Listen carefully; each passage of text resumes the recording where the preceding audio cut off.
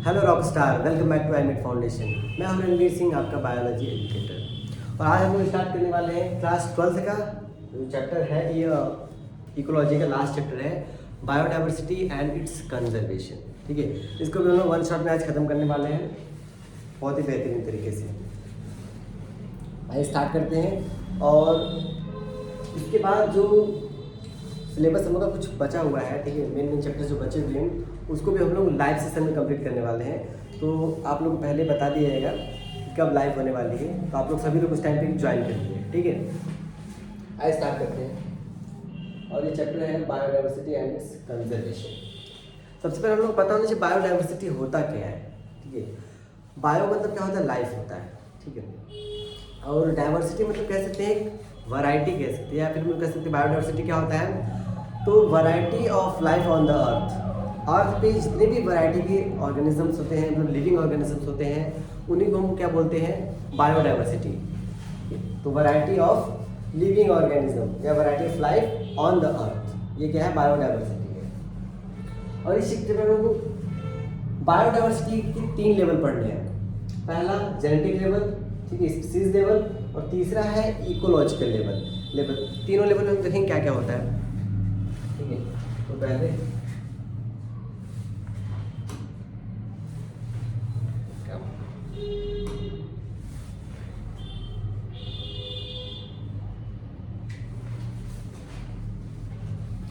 इसमें क्या होता है, जेनेटिक लेवल में क्या होता है, कलर चेंज,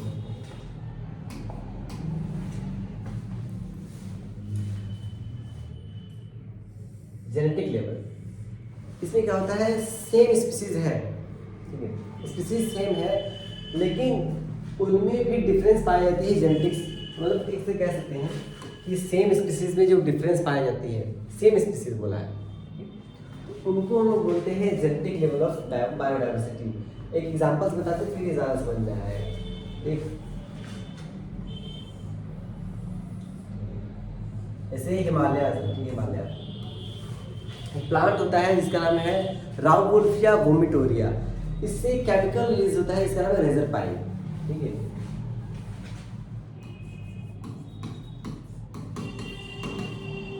वोमिटोरिया ये प्लांट है, इससे रेजरपाइन क्या होता है, रिलीज होता है केमिकल। इस मतलब स्पीसीज सेम है, लेकिन इनके अगर हम उनकी एरिया अगर देखें, अगर अलग अलग एरिया है तो इनके जो रेजरपाइन के जो अमाउंट ऑफ रेजरपाइन है इनमें डिफरेंस आता है। या अगर वो यहाँ पर है, ठीक है, अगर वो प्लांट यहाँ पर है,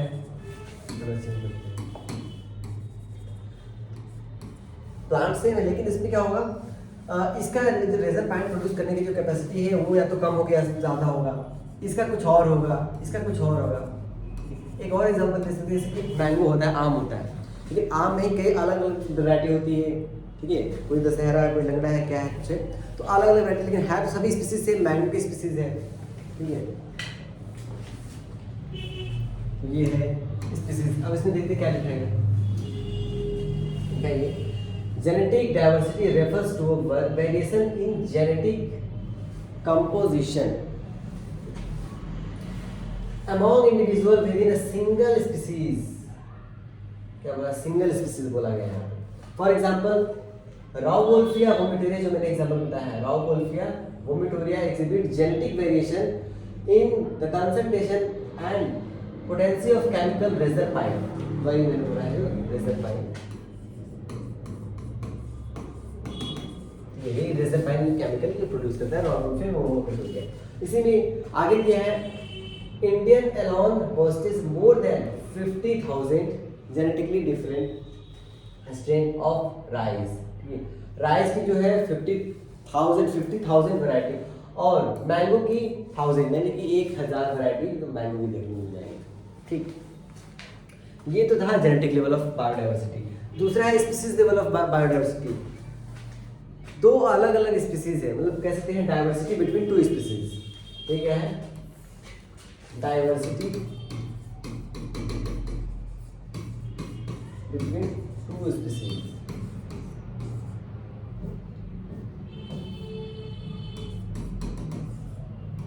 दो स्पीसीज के बीच में डाइवर्सिटी से देखेंगे, उसे हम बोलते हैं स्पीसीज डेवलप बायोडाइवर्सिटी। इसमें फिर एग्जाम्पल एक और देखते हैं, तो इसको बताते हैं, इसका हो गया एक और ये है कि अगर हम देखें ये नीचे वाला एरिया, ठीक, इधर वेस्ट है, ये ईस्ट है। जो वेस्टर्न घाट होता है, ठीक है, वेस्टर्न घाट में देखिए तो यहाँ पर जो बारिश होती है ज़्यादा होती है, इसकी वजह से वहाँ पर रिवर होंगी, ठीक है, पॉन्ड होगा। तो इस एरिया में हमको एम्फीबियंस होते हैं, एम्फीबियंस की बायोडाइवर्सिटी बहुत ज़्यादा यहाँ पर देखने को मिलेगी, ठीक है। यहाँ पर हमको क्या मिलेगा, एम्फीबियंस।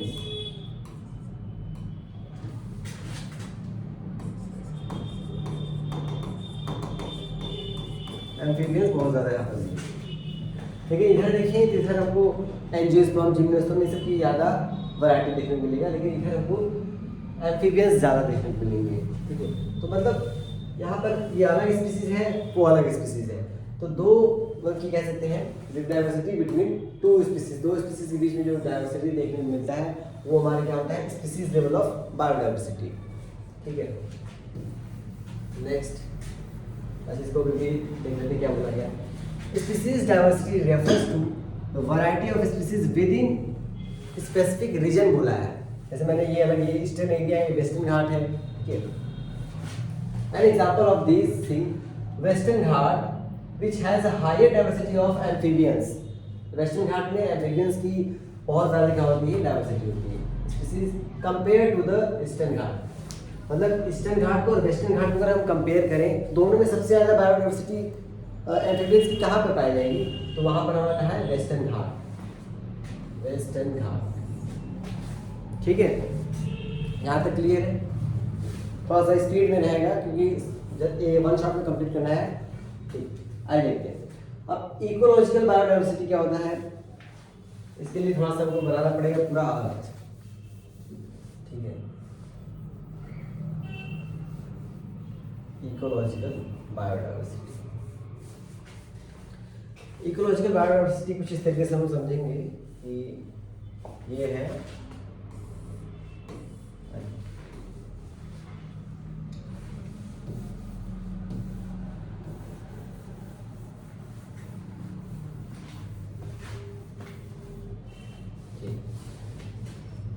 ये है अर्थ पूरा, एक इक्वेटर होगा, ये 0 डिग्री, ये होगा साउथ पोल, ये होगा नॉर्थ पोल, ठीक है,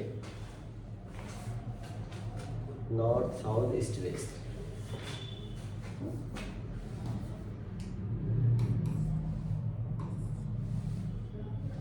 ठीक है, तो अगर हम देखें कि ये वाला जो रीजन होता है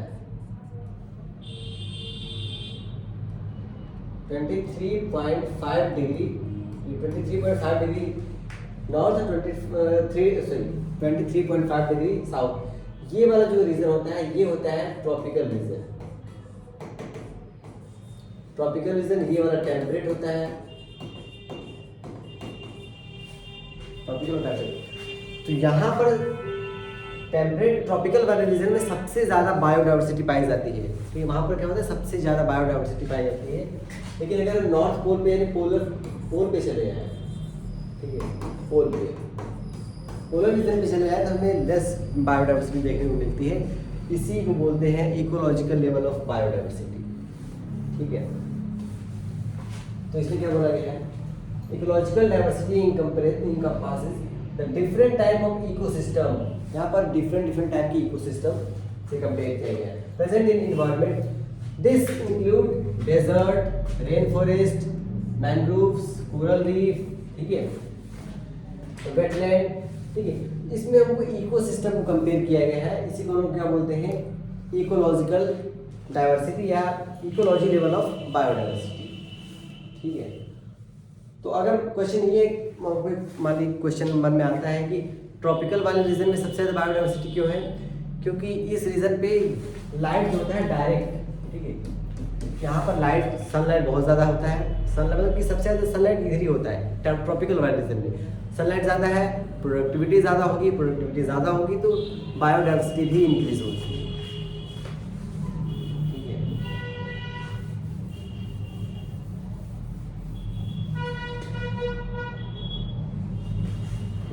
आइए देखते हैं importance of biodiversity and it's conservation.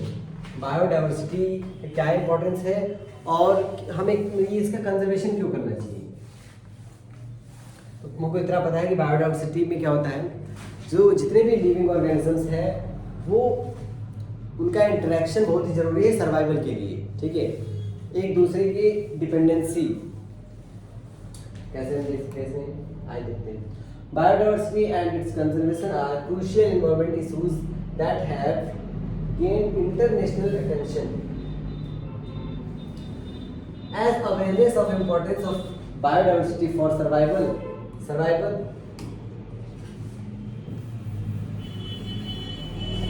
and well-being increase, more people recognize its significance of our planet. मतलब ये क्या बोला है कि बायोडाइवर्सिटी जो है एक क्रूशियल रोल प्ले करता है यानी हमारे इन्वायरमेंट में। इसको हमें क्या करना चाहिए, इसको कंजर्व करना चाहिए, क्योंकि ये हमारे प्लेनेट के लिए स्पीसीज जो भी जितने ऑर्गेनिज्म हैं उनके सर्वाइवल के लिए, प्रोडक्टिविटी के लिए, और जो स्पीसीज है वो एक्सटिंक्ट न कर जाए इसके लिए तो बायोडाइवर्सिटी ज़रूरी है।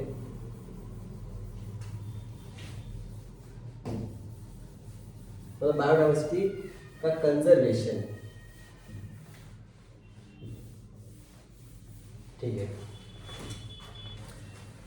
अब थोड़ा सा इसमें हम लोग को डेटा पढ़ना पड़ेगा कि बायोडाइवर्सिटी जो है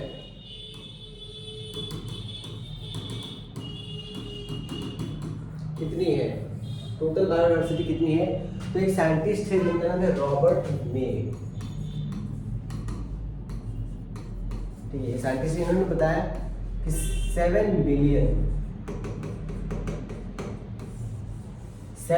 मिलियन बायोडाइवर्सिटी है, जिसमें से 70% एनिमल है, 70% एनिमल है, 22% प्लांट है और 8% में अदर है। और ये बताया गया है इस 70% एनिमल में अगर देखें, 70% एनिमल में 70% इंसेक्ट है। अगर हम रैंडम 10 किसी स्पीसीज को उठा लेते हैं एनिमल्स को, तो उसमें से 7 हमें क्या दिखाई देंगे, इंसेक्ट दिखाई देंगे। ठीक है, 7% इंसेक्ट है। ये टोटल क्या है, बायोडाइवर्सिटी है 7 मिलियन। रॉबर्ट मे ने बताया, ये एमसीक्यू पूछता है। आगे देखते हैं। अकॉर्डिंग टू बहुत अलग अलग साइंटिस्ट थे, ठीक है, international union of conservation of nature and natural resource IUCN इनके अकॉर्डिंग 1.5 मिलियन है, लेकिन जो करेक्ट है किसने बताया था, रॉबर्ट मे ने, जो कि 7 मिलियन है, जिसमें से 70% एनिमल, 22% प्लांट और 8% अदर।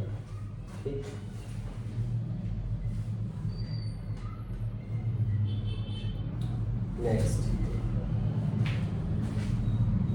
अब आते हैं इधर। इंडिया में जो बायोडाइवर्सिटी है टोटल कितना है पूरे वर्ल्ड का अगर देखें तो पहले जो हम देखेंगे लैंड कितना है, 2.4% लैंड एरिया है पूरे वर्ल्ड में से, अगर इंडिया का काउंट करें तो। Approximately 8.1% of world species biodiversity कितना है, ये डेटा याद करना पड़ेगा। ठीक है, the country boasts about 45,000 species of plants, जिसमें से 45,000 कितना है प्लांट का है, 90,000 से 100,000 के बीच में क्या है animal. However, many new species remain to be discovered, मतलब बहुत स्पीसीज जो अभी तो डिस्कवर नहीं की गई है। And according to Robert May, जो भी मैंने बताया, ठीक है, only 22% of total species have been recorded इतने खोजे गए हैं, इतने स्पीसीज डिस्कवर किए गए हैं। India likely has more than 100,000 species यानी 1 lakh plant and around 3 lakh species of animal इतने डिस्कवर्ड हो चुके हैं। ठीक है, डिस्कवर्ड मतलब डिस्कवरी इनकी हो चुकी है। ठीक है, अब हम देखते हैं किसकी कितने स्पीसीज है। अच्छा, पैटर्न ऑफ बायोडाइवर्सिटी, दो मतलब पैटर्न ऑफ बायोडाइवर्सिटी में दो हम लोग पढ़ा है, एक लैटिट्यूडनल और एक स्पीसीज एरिया रिलेशनशिप जो अलेक्जेंडर वॉन फ्लेमिंग ने दिया, सॉरी हमबोल्ट ने। थोड़ा सा इसको भी देख लेते हैं। लैटिट्यूडनल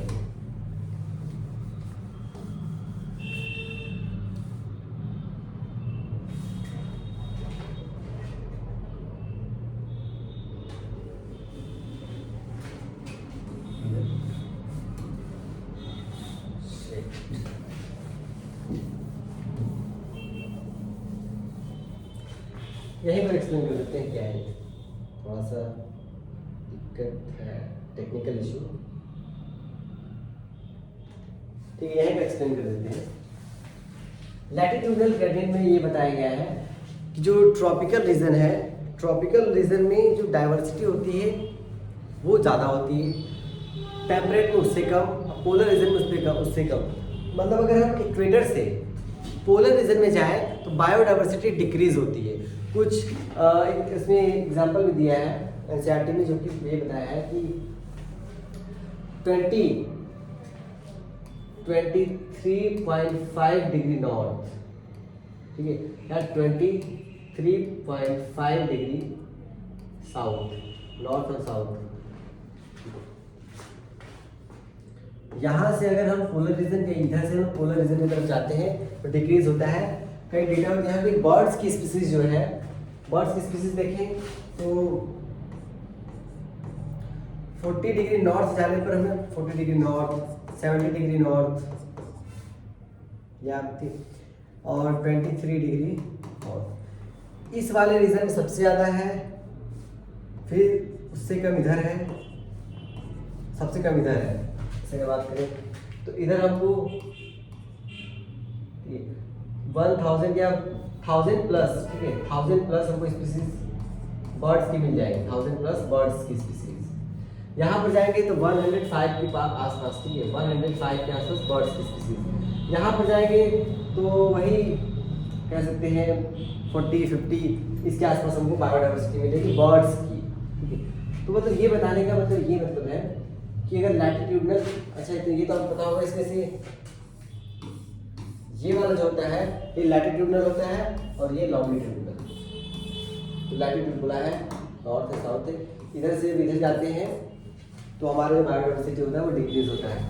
ठीक है, जैसे स्कैंडिनेवियन कंट्री है, नॉर्वे वगैरह, तो इसमें क्या होता है, बायोडाइवर्सिटी क्या होता है, बहुत ही कम होता है क्योंकि वो पोलर रीजन की तरफ आता है। ठीक, देखते हैं इसमें क्या है। Diversity of plant and animal not uniform across the globe, it show uneven distribution around latitudinal gradients. Species diversity decrease, species diversity decrease होता है as we move equator towards pole। मतलब अगर इक्वेटर से पोल की तरफ जाते हैं तो बायोडाइवर्सिटी डिक्रीज होती है, और डिक्रीज होने के रीजन मैंने बता दिया कि पोलर रीजन में सनलाइट प्रॉपर नहीं जाता है।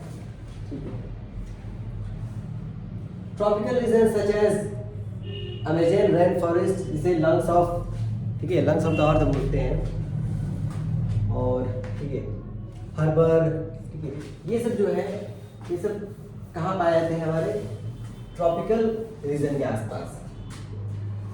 Variety of, greater variety of species than temperate और पोलर रीजन। तो बोला है ट्रॉपिकल रीजन में,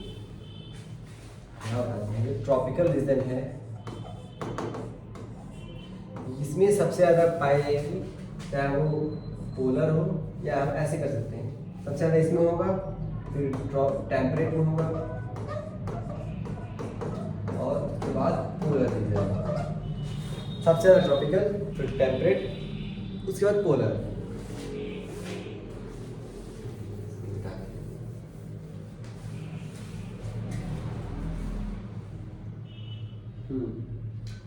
hypothesis explain this biodiversity pattern. अच्छा, यहाँ ये डेटा आपको याद रखना पड़ेगा कि रेप्टाइल की स्पीसीज कितनी है, बर्ड्स की स्पीसीज, ठीक है, और इंसेक्ट की स्पीसीज। ये तो डेटा है, आपको याद करना पड़ेगा, ठीक है। और ये जो PDF है आपको, ये वाला पूरा आपको टेलीग्राम के चैनल पे प्रोवाइड कर दिया जाएगा, जो कि आईमेट फाउंडेशन एग्जाम से आते हैं। Time and speciation. स्पेसिएशन का मतलब क्या होता है? Formation of new species unlike temperate region which have experience frequency glaciation tropical latitude have remain relative undisturbed, ठीक है, फॉर मिलियन ऑफ ईयर। इसमें क्या बोला है कि जो हमारा ये क्या नाम है, ट्रॉपिकल रीजन होता है, उसमें क्या होता है, सीजन चेंज नहीं होते हैं, ठीक है, सीजन चेंज नहीं होते हैं, जिसकी वजह से क्या होता है कि वहाँ पर जो स्पेसिएशन है वो कांस्टेंट रहता है, चेंज होने की दिक्कत। जैसे हमारे यहाँ क्या होता है, सीजन चेंज होता रहता है, इसमें सीजन चेंज नहीं होता है, इसकी वजह से वहाँ पर न्यू स्पीसीज का फॉर्मेशन नहीं होता है, सब कुछ कांस्टेंट रहता है। एक सेकंड क्या था,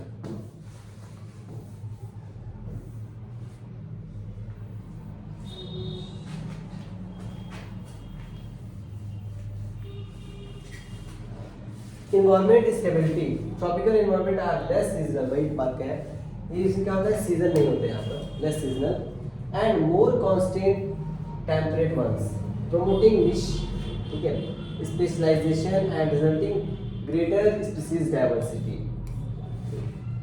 अब थर्ड वन क्या बोला है, solar energy direct sunlight water. The tropic receive more solar energy which contributes to higher productivity. Same वही बात है जिसमें बोला गया है कि वहाँ पर सनलाइट बहुत ज़्यादा होता है, जिसकी वजह से प्रोडक्टिविटी ज़्यादा होती है, प्रोडक्टिविटी ज़्यादा होगी तो बायोडाइवर्सिटी भी इंक्रीज होगा।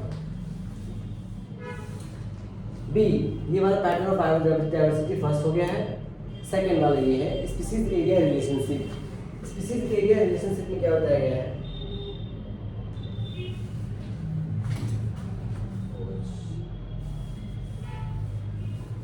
इसको बताने पड़ेगा, ग्राफ है, ठीक है।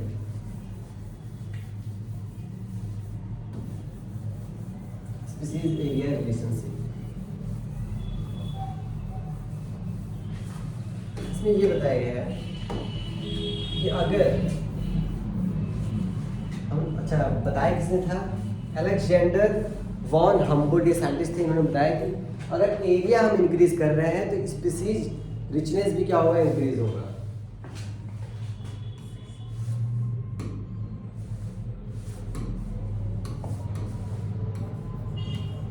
अगर एरिया को हम इंक्रीज करेंगे तो स्पीसीज क्या होगा, स्पीसीज रिचनेस, ये भी क्या होगा, इंक्रीज होगा। एक ग्राफ के थ्रू बताया है, और लिमिटेड टाइम, ऐसा नहीं है कि अनलिमिटेड बढ़ेगा। ये क्या है, स्पीसीज रिचनेस, और ये है एरिया। तो कुछ ऐसा ग्राफ एनसीईआरटी ने बनाया है, रेक्टेंगुलर हाइपरबोला।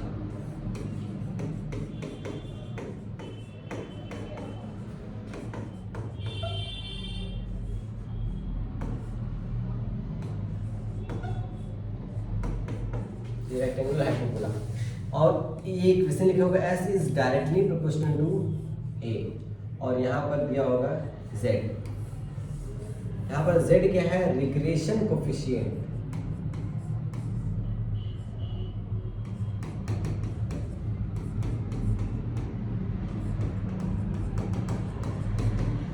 ठीक है, रिग्रेशन कोफिशिएंट। अब इधर वापस आते हैं, क्या बोला है, कोई दिक्कत नहीं, इसको निकालना पड़ेगा।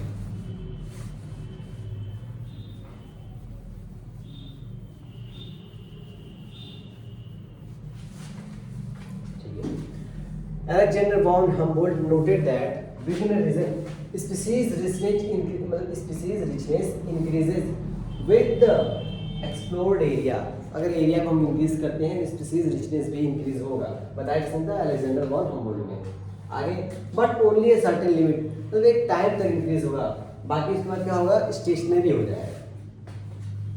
Relationship between species richness and area for various taxa such as angiospermic plant, fresh water fish and bird is represented as a rectangular hyperbola. जो मैंने ये ग्राफ बनाया है उसी में इसको एक्सप्लेन किया है, और ये वैरी करता है डिफरेंट टैक्सा, अगर टैक्सा डिफरेंट है तो ये वैरी करेगा। बस ये पता होना चाहिए कि अगर एरिया इंक्रीज करेंगी तो बायोडाइवर्सिटी मतलब स्पीसीज रिचनेस इंक्रीज होगा, लेकिन एक सर्टेन टाइम तक, लिमिटेड टाइम तक। ठीक है,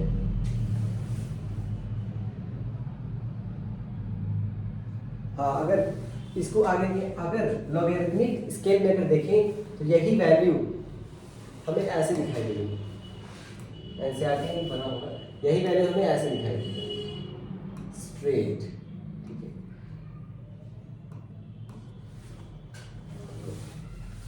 नेक्स्ट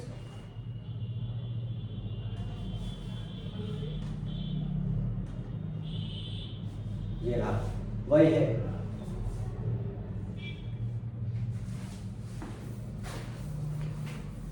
अब आते हैं importance of biodiversity, importance of species biodiversity to ecosystem. इसको भी देखते हैं क्या है। इंपॉर्टेंस तो मैक्सिमम लोग को पता ही होगा क्या क्या इंपॉर्टेंस है।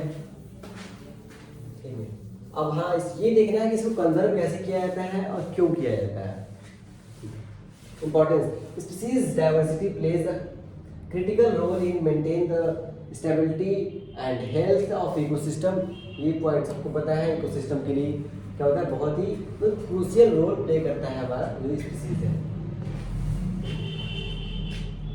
कम्युनिटी, अच्छा कम्युनिटी क्या होता है, कम्युनिटी, एक सेकेंड,